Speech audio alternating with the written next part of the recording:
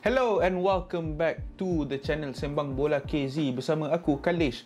So, hari ni on the short video I would like to do 5 things that we learn from the Premier League weekend. Di tempat kelima kita ada Brighton and Hove Albion. Brighton and Hove Albion ni kalau kita tengok last season they underperform their expected goals by I think 12 goals tak silap. Kiranya diorang ada 12 clear cut chance yang diorang betul-betul miss, dan juga they were not clinical enough last season. They finished just above the relegation zone. So tahun ni pula kita nampak they have surged up the table up to 4th. Diorang dah menang 4 out of the 5 games played so far. They have scored 7, conceded 4. Jadi I think full credit should go to Graham Potter so far with this brilliant performance. Graham Potter ni adalah seorang English coach yang bagi aku seorang yang ada high potential, yang maybe can coach England one day, who knows. Dan juga interestingly Graham Potter didn't start his coaching career in England. Dia actually start di Sweden before dia ke Swansea dan juga akhirnya ke Brighton. Kalau kita tengok the next few games untuk diorang adalah game yang agak susah. Diorang akan menentang Crystal Palace, Arsenal, Norwich City, Manchester City dan Liverpool.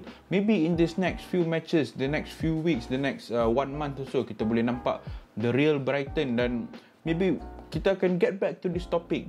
Who knows if they can get an impressive win. So Brighton is one team for us to watch out. Di tempat keempat pula, aku nak cakap sikit pasal Chelsea dan Liverpool. Exactly identical result macam Zakil cakap dalam last video. Dua-dua menang 4, draw 1, score 12 dan juga concede 1 je. Dan diorang concede 1 tu against each other ketika that 1-1 draw at Anfield. Chelsea obviously kita tahu diorang dah face much tougher teams, Arsenal, Spurs.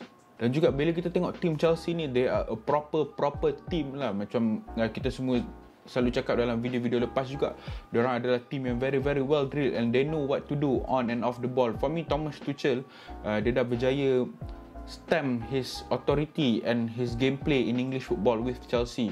We'll be excited to see this title race, sebab sekarang kita tengok ada 3 team yang tie on top, Manchester United, Liverpool dan juga Chelsea. Tetapi Chelsea dan Liverpool top disebabkan diorang punya goal difference. Aku memang harap this year will be a very interesting title race. So far kita nampak ada 3 horse. Who knows, nanti it will be reduced to 2 horse race and then maybe kita akan nampak clear champion by December. Who knows. So this Premier League season memang very exciting. Di tempat ketiga kita ada VAR. VAR ni adalah topik yang sangat kontroversial kalau kita nak bincang. Okay, ada a few incident yang aku nak go through. Yang pertamanya adalah Kyle Walker on Adam Armstrong ketika Man City draw dengan Southampton 0-0 di Etihad. Kita nampak mula-mula referee bagi red card dan juga give a penalty for that foul, tapi it was overturned, no penalty, no red card. Tetapi kalau kita tengok apa sebenarnya rule VAR, okay, so tahun ni ada perbezaan sebab macam kita dah discuss sebelum ni, last year apa yang kita nampak adalah banyak sangat soft penalties given. Tapi tahun ni the FA have changed few things. Antaranya adalah untuk foul dalam penalty box ataupun any tackles lah, basically diorang akan tengok kepada 3 benda, iaitu contact, the fall and also the consequence. So kalau kita tengok the Kyle Walker incident on Adam Armstrong ni, pada pandangan aku ianya still adalah penalty sebenarnya, cuma bukan red card sebab there was an attempt to play the ball. Ada lagi satu law that comes in place, which is the double jeopardy rule. So double jeopardy ni maksudnya dulu kalau apa-apa last man tackle, it's a red card straight away. Tapi sekarang they don't want the double punishment.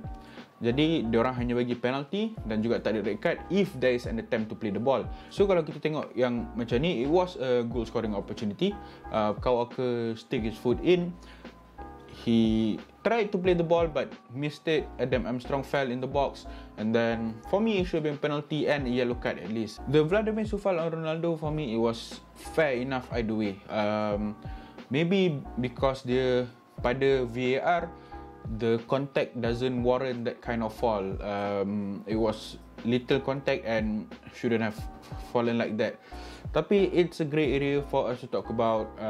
The other one is Zuma on Ronaldo. For me that was the clear penalty. Yang tu aku tak faham kenapa VAR tak bagi. Dan juga sekarang kita pun dah tak tahu dah. Kita dah mula pening balik. apa yang VAR bagi penalty, apa yang VAR tak bagi. Apa yang aku boleh cakap adalah pada what the rule is written as, and also because at the end of the day dia akan bergantung kepada interpretation referee ni juga. So I hope maybe in the future they can come up with more clarification on this matter so that this game doesn't get ruined by this kind of decision. Dan bagi aku penalty on Luke Shaw was completely fair. They stuck his hand out, and I think it was an unnatural position, and there is enough distance lah untuk dia actually pull away his hand or block. So at number 2 we have Harry Kane. Harry Kane is England's talisman. Last year his combination was probably the best in the Premier League. Top scorer last year Premier League, top assist last year Premier League. I mean, what more do you want in a forward kan? So Harry Kane, bila kita tengok lawan Chelsea, he started a little bit more on the left with Son up top. I think it's because Nuno wanted Son to isolate Thiago Silva so that they can attack through the two wide centre backs. Tapi kita nampak Harry Kane, dia masih lagi tak dapat the golden touch yang kita tahu semua Harry Kane boleh buat. Harry Kane few years ago and I think last year is a very good striker who gets into the box, who sometimes collects the ball deeper, play it long.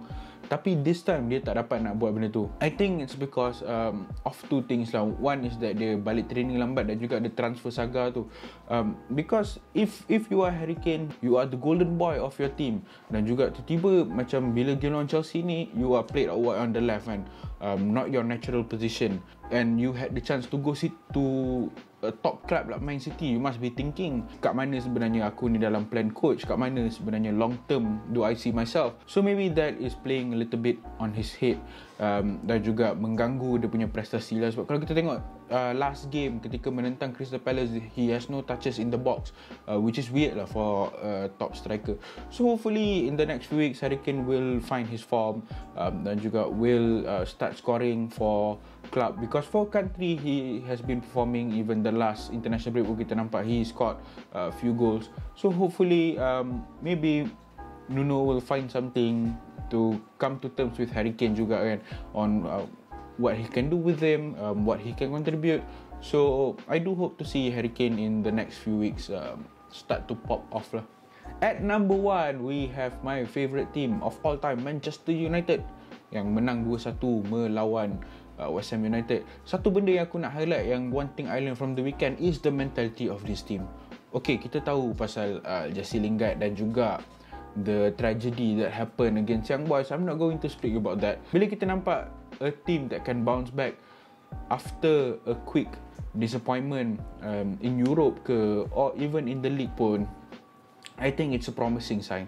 Dan juga macam aku cakap sebelum ni, Man United was always built on that mentality. It wasn't built on a play style. Dan juga it's always that one moment that wins us the title.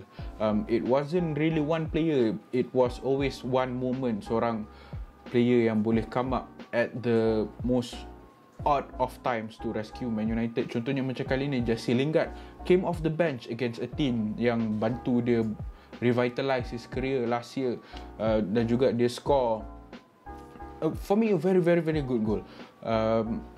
Although aku ada issue sikit dia tak celebrate ke apa, but that's another problem lah. That's another video. Apa yang aku nak puji kat sini, apa yang aku belajar last week, is the mentality of this team.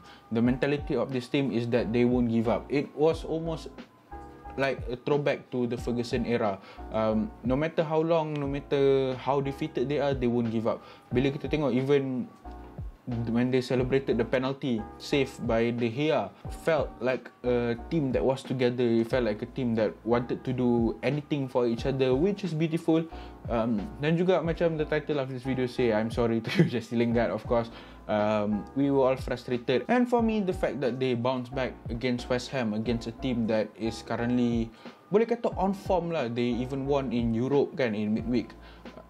It's a very good sign and a promising sign, and I hope to see more of this in the future. This winning mentality, this push until the end mentality. And I think for me, if Man United are to win the title, it's with these things, these moments. It's not really a play style. If Chelsea are to win, it's of course they have an excellent coach, an excellent team. If Liverpool is to win also, it's because of the same thing. Man City also because of the same thing. But Man United, if they win, for me it won't be because of a play style. It will be more because of this winning mentality that keeps going, and that one moment lah, macam the Lingard goal. So itu saja untuk video kali ni. The 5 things we learn from the Premier League weekend. If there's anything that you would like to say, would you like to comment, leave your comment down below, leave a like, subscribe for more videos. So I'll see you on another video. Ciao.